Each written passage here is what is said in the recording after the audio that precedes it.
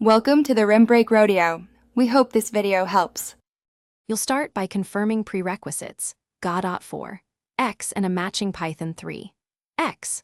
Once done, enable the official Python plugin or GD native Python binding in project right arrow plugins, then restart Godot so the engine recognizes Python.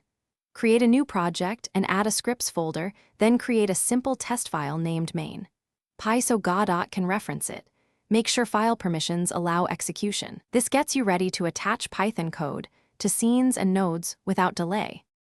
You attach Python by selecting a node and choosing Attach Script. Pick the native script or Python template and point to your Py file. Once attached, declare class name or extend a Godot type so the engine recognizes methods and properties. Use ready and process lifecycle methods for initialization and frame updates.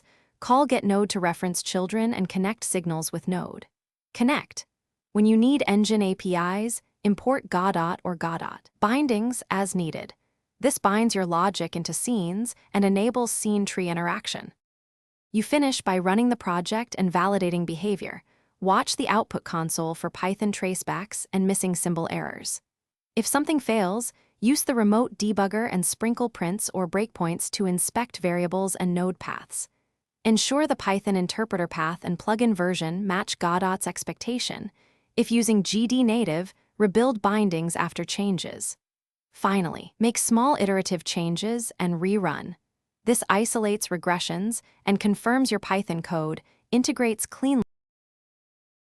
Thanks for watching. Consider subscribing if we helped you.